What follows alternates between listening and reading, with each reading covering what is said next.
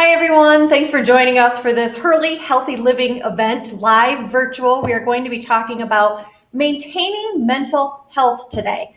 Let's face it, these are some tough, stressful times. We've got election stress, COVID stress, work stress, school stress. Now we've got holiday stress. There's so many things that we're dealing with, and it's so difficult a lot of the time to deal with that. So one of the things that we're going to try and talk about today is adult stress. So we have an expert here from Hurley that is going to be joining us and going over some things that can help you through this. And also letting you know if this is normal. Is what you're feeling okay? Is it okay to feel stress? But we're going to start with kids because let's face it, if our kids are stressed and they're not doing well, we're not doing well. So we're going to start there with our expert, Dr. Recco Richardson. I do want you to know if you have questions, go ahead and ask those questions on Facebook or YouTube. And after his presentation, he'll get to those so that you can make sure that everything you need to know, you're getting, okay? So Recco Richardson is a Flint native. He earned a Master's of Arts in Counseling Education from CMU and has a doctorate degree in professional psychology from Walden University.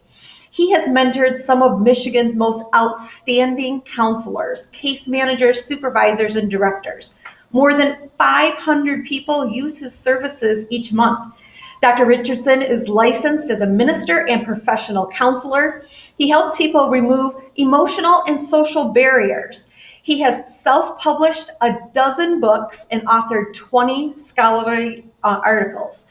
When he's not seeing clients, you might catch him on the golf course. I know he's out there a lot if he can. Today, he's going to help us with our children and help us get through some timely mental health issues. Dr. Richardson? Hello there. Recco Richardson here to talk with you a little bit for a few minutes about meeting the mental health needs of children during this time of COVID and the holiday season.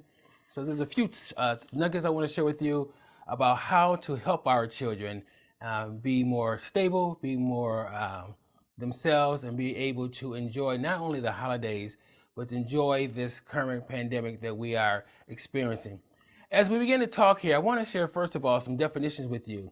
Mental health is the emotional status of a person. It's the well-being of how they feel about themselves, their emotions, their perspective, where they're headed in life, how they view things. And so that's the first definition we want to look at is mental health. Secondly, where we want to look at is trauma. Many children have been traumatized by this current pandemic. Many children have been traumatized by not being able to go to school. Many children have been traumatized, let's face it, a good percentage of their life. And it was because of their resilience and their ability to bounce back that they're doing well. Trauma is intense personal experiences that may or may not involve near-death experiences. It is something that attaches itself to the emotional and social being of a child and adults for that matter. And it can take a while, if not a lifetime, for individuals to manage and cope with and address fully their history of trauma. These traumatic experiences lodge themselves in the minds and the hearts, the soul, and the emotions of our children, and they can affect their ability to focus and concentrate and manage their irritability and their moodiness. Along with trauma comes the idea of having a program or a system in place to help children manage their traumatic experiences in the emotional life. That informed trauma care is a word that you'll begin to hear a lot over the next couple of years, even the more. How systems can be put in place by hospitals, school districts, organizations, clinics, departments, governmental agencies.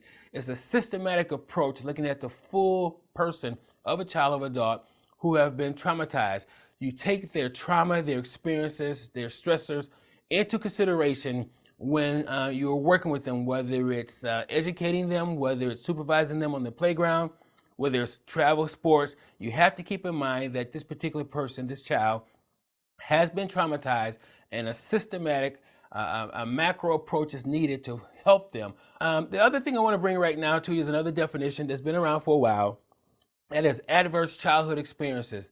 There are about 12 experiences that children take part in: the incarceration of a parent, the loss of a loved one. These adverse childhood experiences, these ACEs as we refer to, when you have too many at one time, maybe 3 or 4, it can really affect the child's ability to cope, to manage, to exist in a normal framework within the family setting, within relationships, and within the school setting. So now we want to talk about what to do with these children. What's happening with them?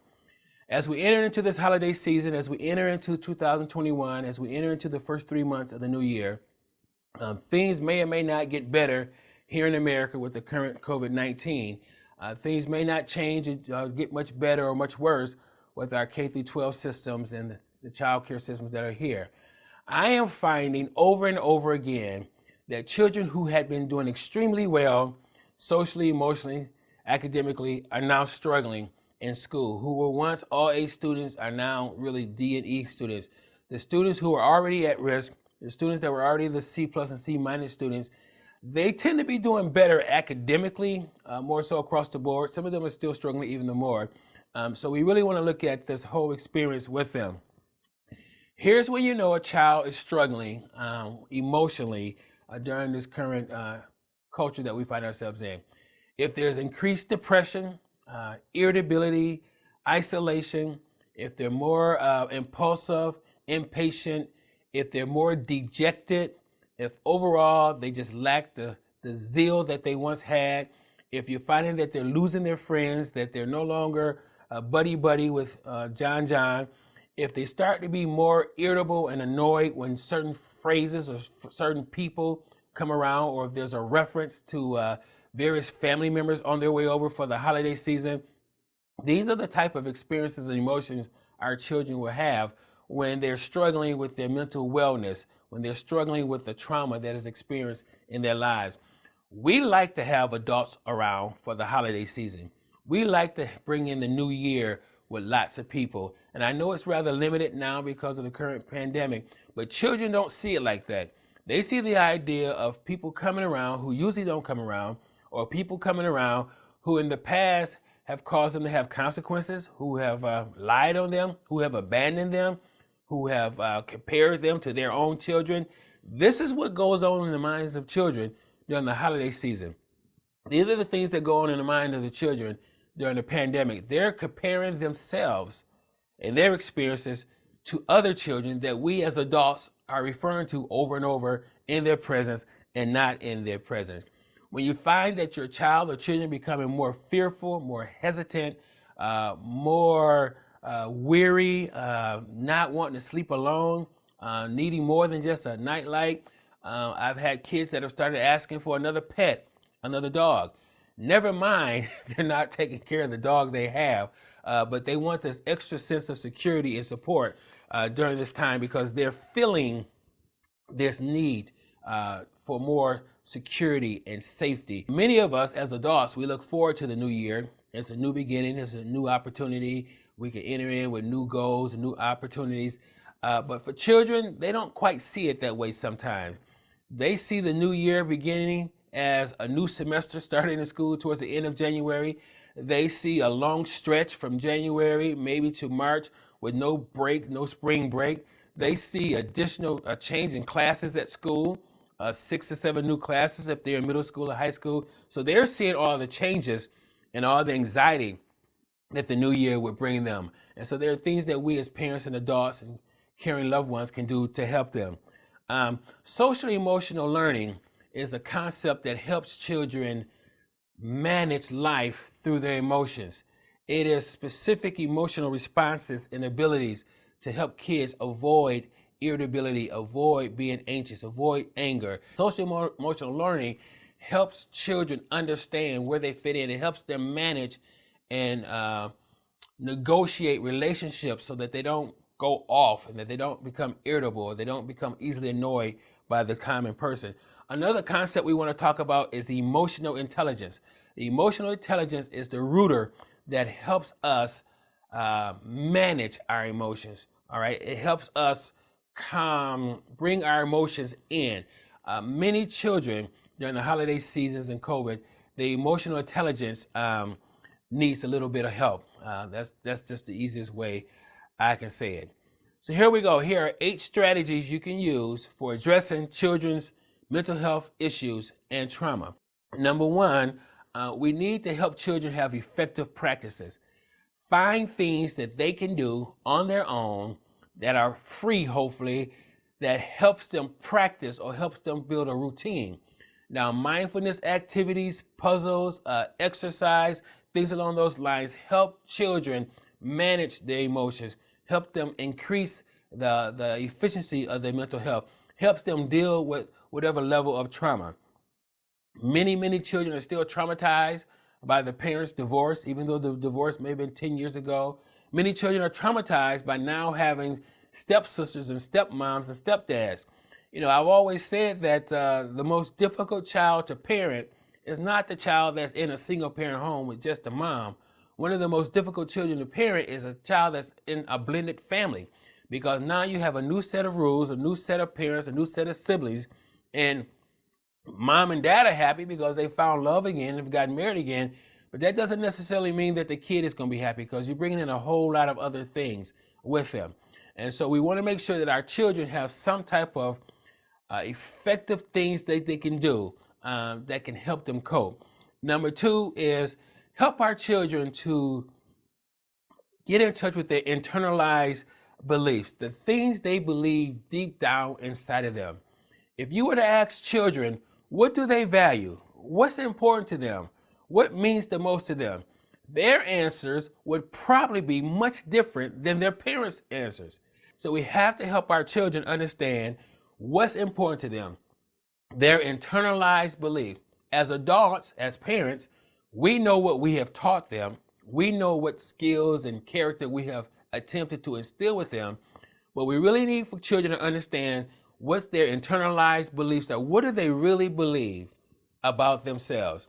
When you take off the designer clothing, when you take away the sports, when you take away their friends, when you take away their PlayStation and their Xbox, how do they really feel about themselves, about their world, about their family? Do they feel safe? Do they feel secure? Do they feel like they have a place? Do they feel like they have a voice? These are the type of things we would ask our children about, their internalized beliefs. The other thing, number 3, is we really want to help our children learn to adjust. During this time of COVID-19, during this time of holiday seasons, as we enter into the new year, as we're enjoying the new year, help our children to adjust. Things don't always go the way anyone plans for them to go. Things don't always work out. There's always a change in plans. Children who struggle with change, surprises, things not working out, that's not what the goal was, they need additional support. They need additional encouragement and flexibility, emotional flexibility. That's a good word. Emotional flexibility, not being so locked in and so rigid. What our children are desiring is security and to know what's going to happen next. Therefore, when what is planned or expected doesn't happen, they can be unmovable and not really adjust or be flexible emotionally. We can work with children on that. We can share with them our own experiences. We can talk about experiences and activities that will help them be more emotionally flexible, so that when things don't go their way, or when they are told no, they won't fall apart, have a meltdown, break something, run out the room, cuss somebody out, say something dumb, stupid, or crazy on social media. We can help them to adjust. The 4th thing we want to do is help our children with emotional control, being able to control their emotions. There are hundreds and hundreds of emotions out there available for all of us. We don't have to, children don't have to pull up anger as a response to something that happens. They don't have to pull up being annoyed because you know who just said something, or who just inferred something. We can help our children. We can teach our children to be more emotional control. Number 5, we want to work with our children on building their resilience. Just being more resilient. Resilient is the ability to bounce back in the face of adversity. Resilience is much different than motivation. It's much different than being inspired. It's much different than hoping. It is while you are in the face of adversity, finding a way to bounce back even though you don't feel good, even though you do not agree with it. Our children, my children, need the ability to bounce back from in the face of adversity. It's just a matter of time before the same thing plays out in our children's lives again. And they have to pass that test. They will not go on to other meaningful things in life without passing these simple tests that seem to be a theme in their lives. Number six, and this is a process, number six, is helping our children develop their human development. Human development. Developing human development is a process. It is a lifestyle. It is the environment. It is the culture. It is the religious beliefs. It is the expectations. It is the level of support. Our goal as adults is to help our children develop their human potential. More effort, more intentional effort needs to take place to cultivate our children human development. It is a process. It is not a miracle. It doesn't happen overnight. It doesn't happen with 3 good months. It is a holistic approach to parenting and responding to kids as they experience certain things. And number 7, manage stress. Stress is something else. We all are stressed out. Our children are stressed out. Our bosses are stressed out. Teachers are, everybody is stressed out to some degree during this current pandemic and holiday season and going into the new year. And so our goal should be to help our children manage stress.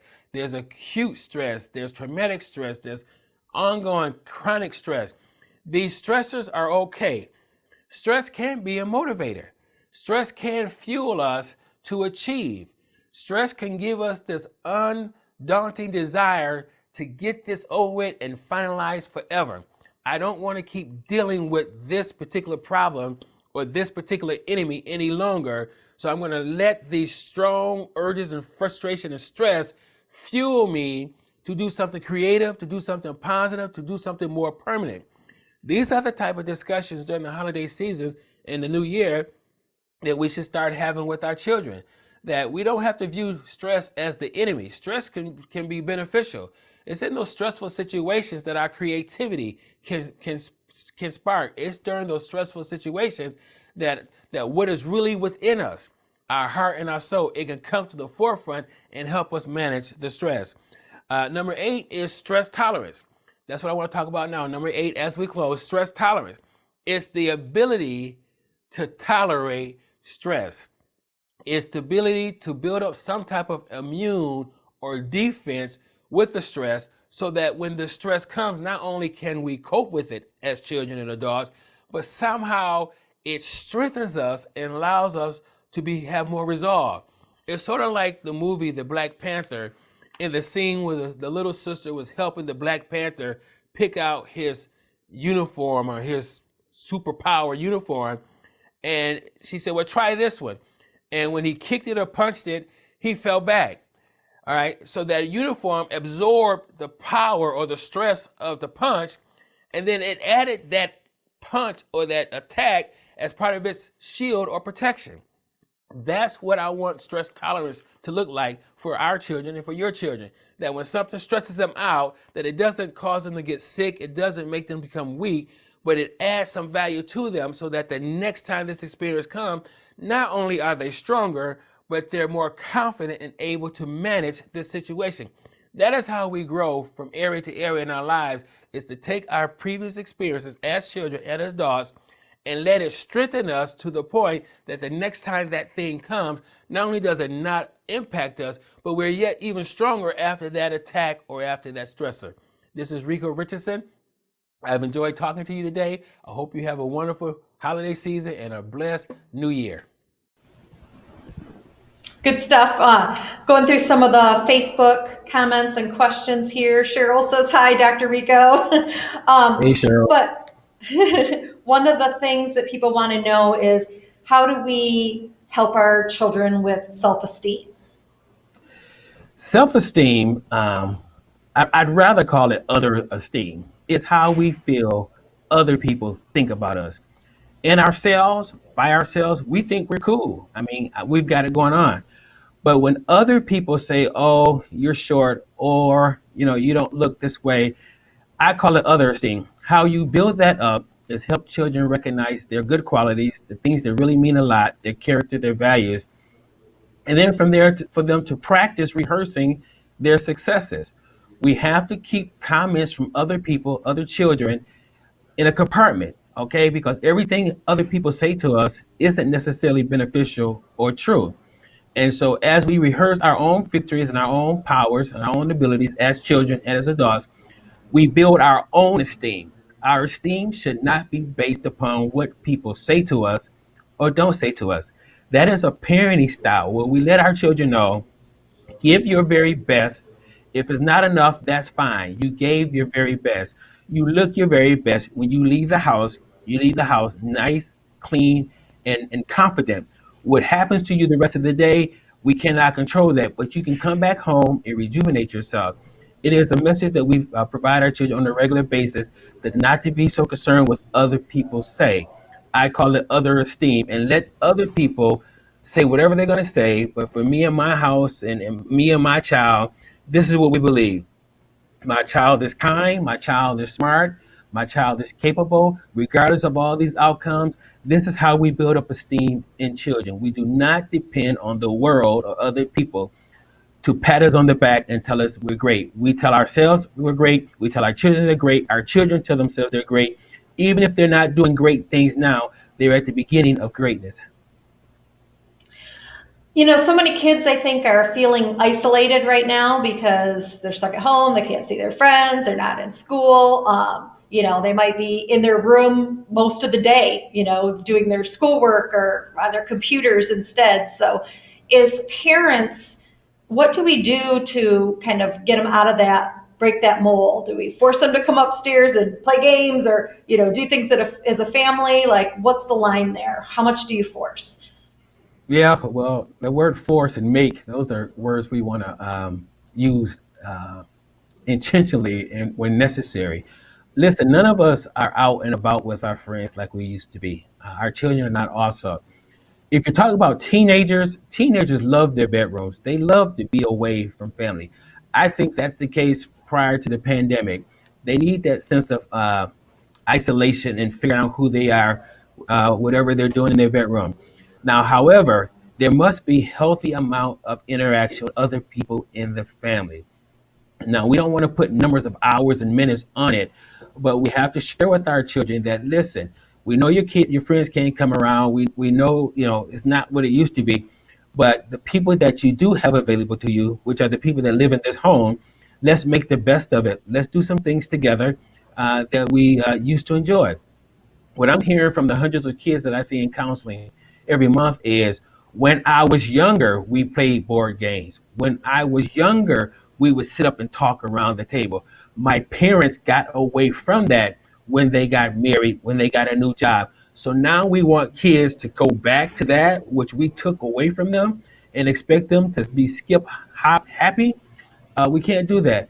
So institute some measure of family time, whatever it looks like. It does not have to be 15, 20, 30 minutes straight, but you do want your children, the teenagers and the preteens and the smaller ones, talking and gathering and congregating in places in the home or the apartment where there could be natural, organic conversation about things that they want to talk about. Many times as parents, we got an agenda of what we want people to talk about, the order we want to talk about it in, and if they say something we do not agree with, that is just not quite right, which kids are going to do that, we change the subject and we put that strong fist down on them.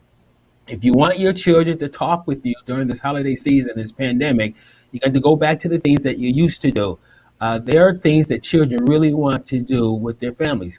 I'm finding in our counseling sessions, as I'm talking to different therapists that I work with, a lot of children, especially girls, believe it or not, especially the girls age 8 to 10, they love playing Monopoly.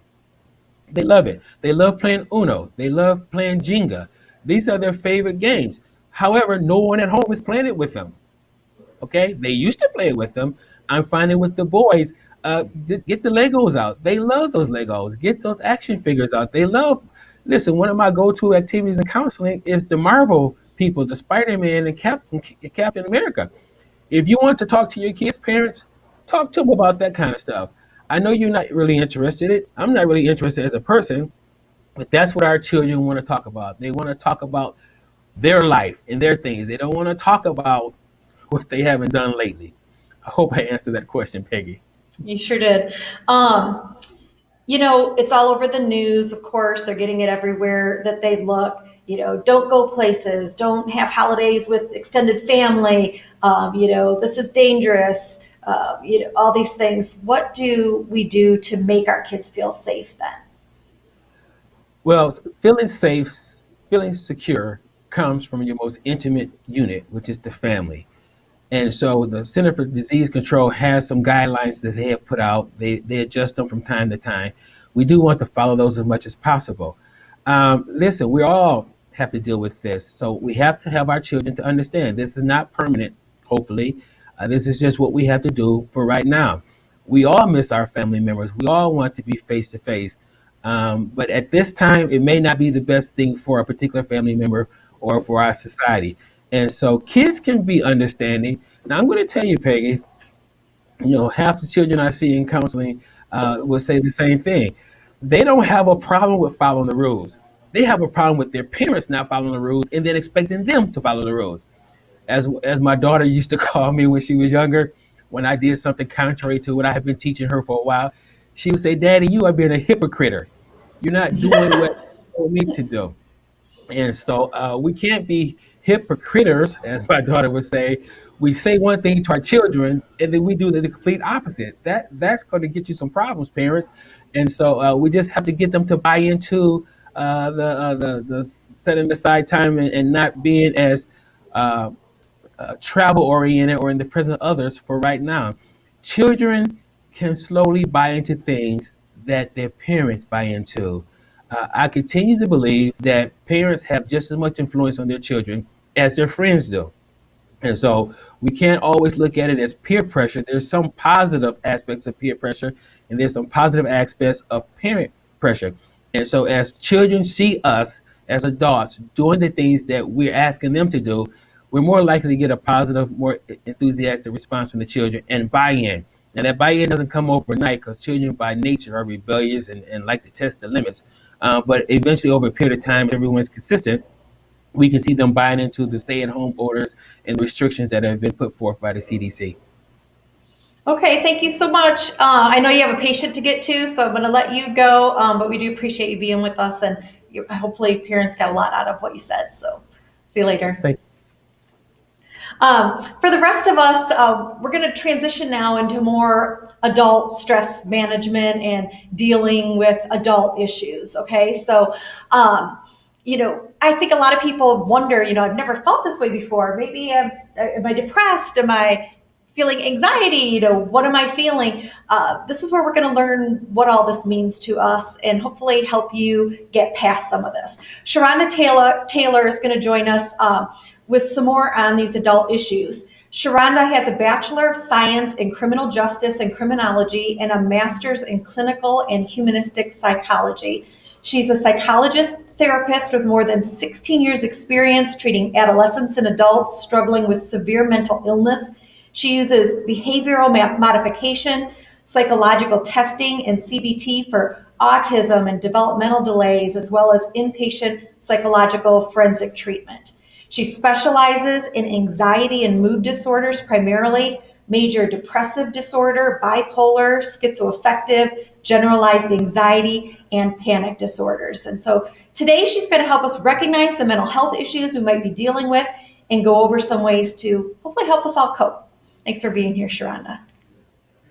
Welcome. I'm here to discuss how to cope with various emotions or stressors that people may experience in life, and that's really been experienced by many people during the current pandemic attributed to COVID-19. Many things have changed in our lives that is extremely different and can make us feel like we're sometimes in a foreign place or trapped in our homes.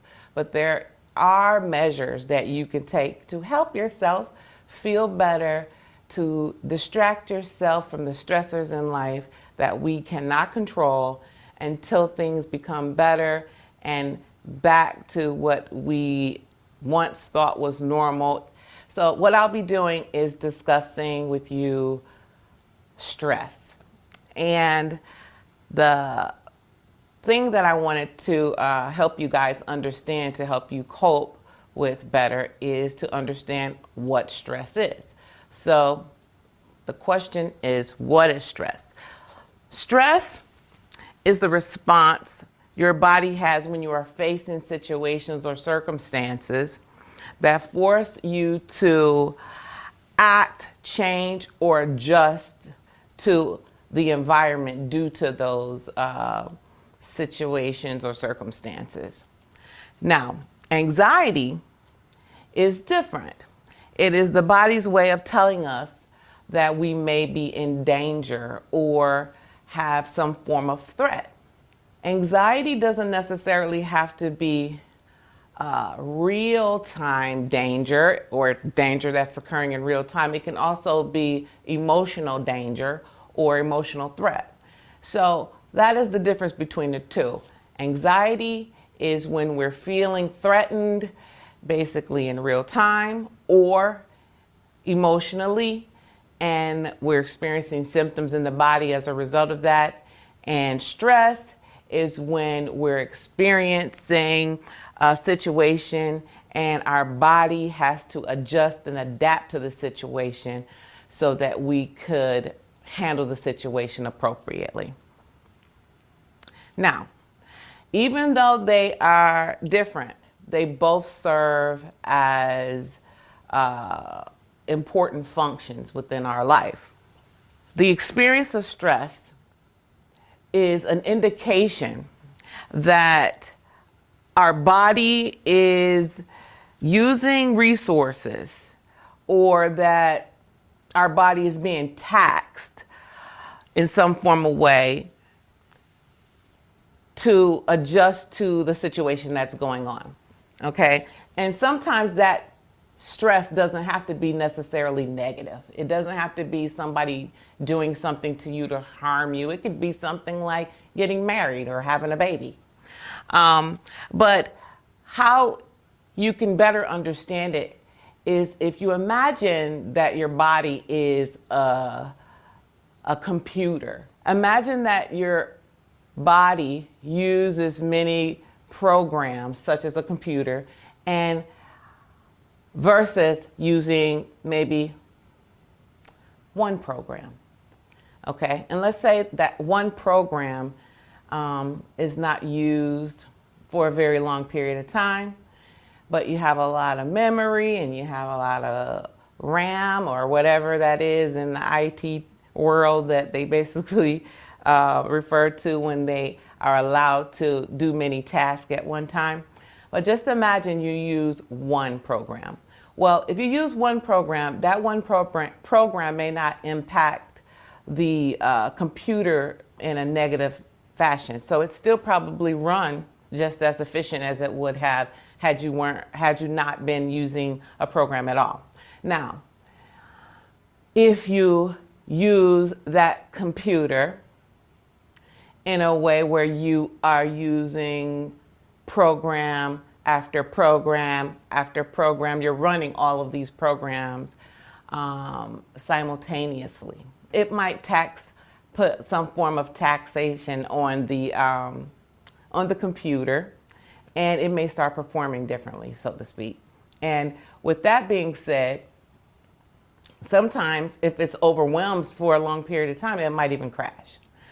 And I say this to kind of help you understand what happens to the body when it's overwhelmed with many tasks. If you are in a stressful situation or you basically have a lot going on and it causes you to experience a whole lot of stress, it's not necessarily one event that caused you to feel overwhelmed or to not be able to function. It's typically the event that you're experiencing and then the onset of another event that wasn't expected, or another event that comes on after that wasn't expected, or somebody else's problem that impacts a relationship that you might have with that person that creates more stress, on, and that basically causes you to experience a feeling of being overwhelmed, such as the computer if it was running many programs and it basically crashed. That's what happens to us in everyday life when we take on too much. When we're trying to adjust to all of the stressors, but our body and our physical being is not necessarily made to actually take on too much. We have to learn how to recognize when our body's experiencing stress and what we can do to proactively address future stress or manage stress appropriately. Let's talk about the physical impacts of stress. What I mean by that is, how does stress impact your physical health or your body? Well, one way that stress impacts the body is it causes increased weight gain or obesity. Many people who have stress also stress eat because it's very comforting, and you don't find too many things more reinforcing than food. So it's pretty common for people to eat when they're having emotional symptoms, or to make themselves feel better, or when they're just bored. And as a result of that, sometimes they can gain weight, and gaining weight causes other symptoms in the body that could lead to other conditions such as diabetes, heart disease, and so forth.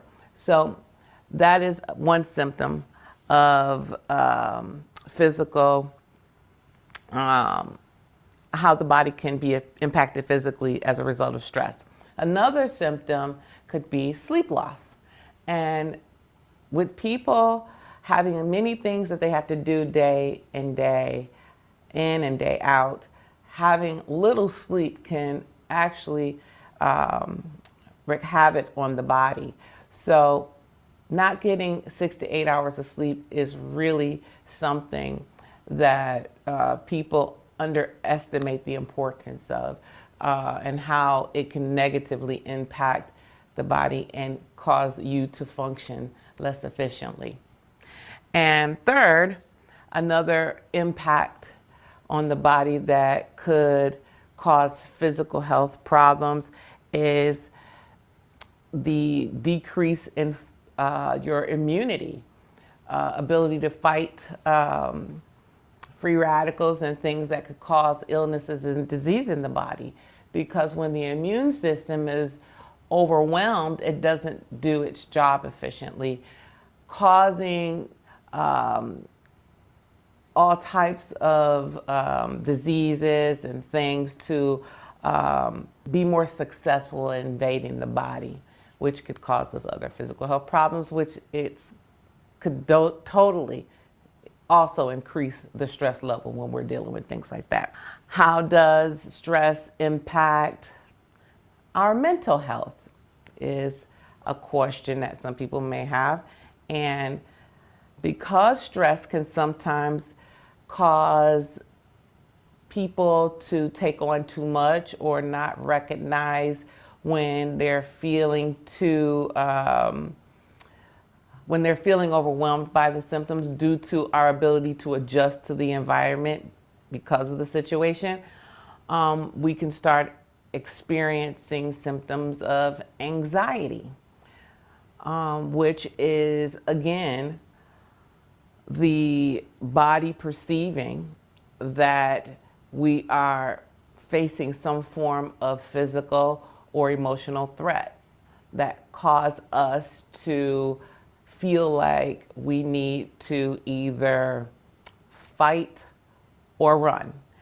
And so that's one thing that can go into many other areas that can cause many other symptoms when we're talking about anxiety, because there's many anxiety disorders that really can wreak havoc on people's lives and their ability to function socially, primarily, occupationally.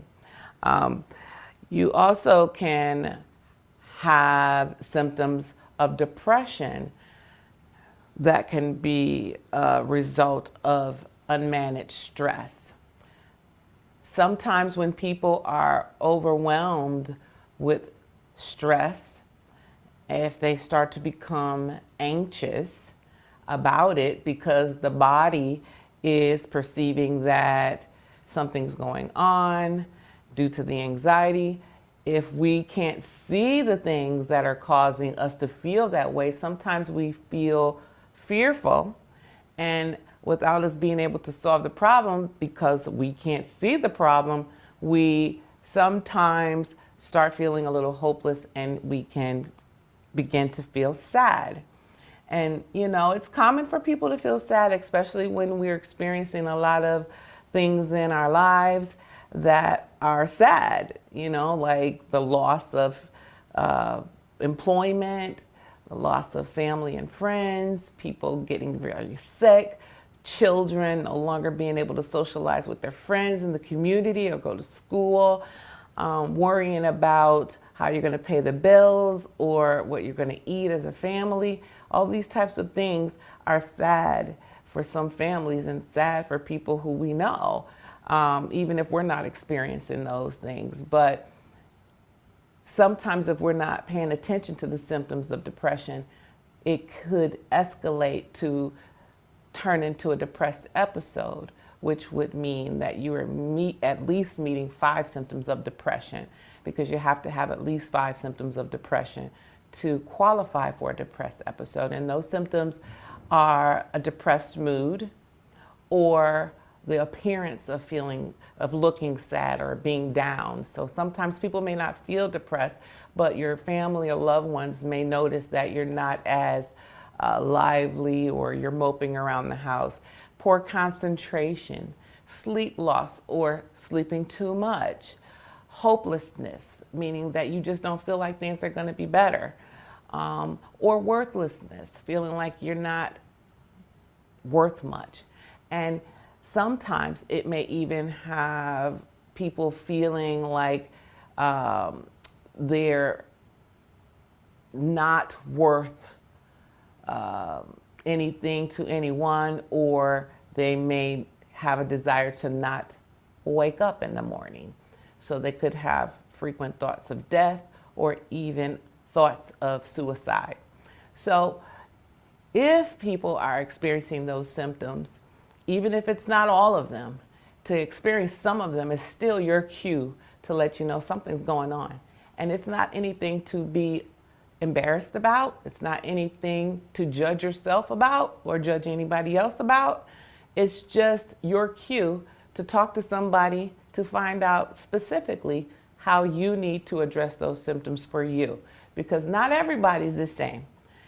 Just like the computer that we were talking about, not all computers are the same. So, they may do some of the same things, but some of them require different things. So your job is to find out what you require in order for you to address those symptoms and help yourself feel as good as you can to function in the way that you've been functioning and maintaining manageable moods and a good, healthy life. Thank you, Sharonda. You did have that graphic up that talked about some of the stress management tools. Could you tell us maybe 3 things that we could do over this holiday season to kind of help ourselves out, to bring our mental health up a little bit? Well, I believe that what we can do to help ourselves over the holiday season is to just be more present in the moment, be more present in the holiday as it relates to what we're grateful for, our families, and accepting some of the things for what they are rather than judging ourselves or judging the situation. I find that if you judge yourself or judge the situation, you're going to change your mood. And most of the time, the mood is not necessarily so positive when you find yourself judging, whether that's judging yourself, anybody else, the situation. But when you tend to accept things for what they are, you can find yourself exploring the silver lining to a situation, because even the most devastating things sometimes can have a silver lining to it. I think that if we were going to manage our stresses a little bit better, then it would be just to uh, have some things that we can do that can improve our um, our positive emotions. Something that could be more rewarding to our physical being, something that could be more rewarding to us socially, and sometimes it just involves us doing some of the simple things that we do day to day, such as playing video games or reading a book, having a conversation with a friend, watching movies, um, just have going for a walk, spending time with your pets and your animals, and focusing on the positives, being more in tune with what's going on in the present moment rather than slipping into your intrusive thoughts that could sometimes have you being led to focus on the things from the past or the fears from the future. That's when we tend to get in trouble, when we are trying to manage stress or trying to help ourselves be more so in a positive mood and um, maintain stability emotionally. I think that leads right into our next question. You know, most of us probably can handle stresses most of the time, but right now, so many people just feel overwhelmed because there are so many things coming at us. How do we, I don't want to say ignore, but how do you deal with all these things that you have no control over? How do we not let those things upset us? That's a good question because sometimes what happens is our previous experience tend to result in us having automatic responses to things, not because we are made to respond that way, but sometimes how we've responded to things in the past or the situation in the past can sometimes leave a bad taste in our mouth, so to speak. Well, one place that doesn't forget that is the amygdala, which is in the brain, that's shaped like a little almond, and I call it the almond for people to remember because the amygdala sometimes is something that people don't know how to pronounce or even know what it means. But it is just like a little compartment that remembers everything that has happened in life. And it will bring up the emotions or thoughts when we encounter an experience that is even similar to what we may have experienced at one time or another. Well, a lot of times when that emotion or thought come about, we sometimes start to feel as we did when those initial emotions or events had occurred. And then we just are then being led down a road to feeling like this situation is more threatening than it actually is. So, what I would recommend doing is having a conversation with yourself and questioning yourself to see if what you're feeling and what you're thinking about has some validity. Is it even rational? Is it even a situation to be concerned about? Is it something that is factual, or is it something that is something that you feel? Many people that I see are really driven by what they feel, even though it's not something that's evident in to the senses. It's not see. It's not something that they can hear. It's not something that they can smell. It's not something that they can taste or touch. But they're still overwhelmed by the emotion that causes them to feel like they're going to be threatened or something is going to happen in the future. So I would engage in these questions. And if the question is answered with no evidence that supports your feeling of being overwhelmed by anxiety or threat or sadness or fear, then we know that it was probably just a trigger that comes from the inside that's probably in the subconscious memory, the same place where dreams come from, that's not necessarily dangerous in the present moment. And so at that point, we just want to chalk it up as something that was once threatening, but we're safe right now. And then I would then go to like calming strategies. That's going to be more for the body to kind of relax the body, to get rid of some of those symptoms that is causing the person to feel uncomfortable physically, causing sensations in the body, distress that's causing them to feel like what they're feeling is a real indication of danger. Looks like Chad and Taji are saying hi, and they think that you're doing a good job, and they're thanking you for bringing up these great topics. You Oh, did touch thank you, guys. about you did touch on this a little bit in your presentation, but I just kind of want to end on reiterating it. It's okay if we're feeling stressed. It's okay if we're having these emotions right now. Well, yes, one thing about right now, with all the different things that have been going on in the country, we have had so much uncertainty. And what we just have to accept is uncertainty always causes us to feel anxious. Who doesn't like to know what's going to happen? And when we don't know what's going to happen, we feel on edge to some degree. We feel threatened, especially when things have been happening lately that's caused us a lot of pain, stress, and loss. And during times such as COVID, it's so unpredictable. It's not like we can totally nail it down to one population of people or to people who have a certain economic status or to people who have a certain level of interest. It has no respect of person.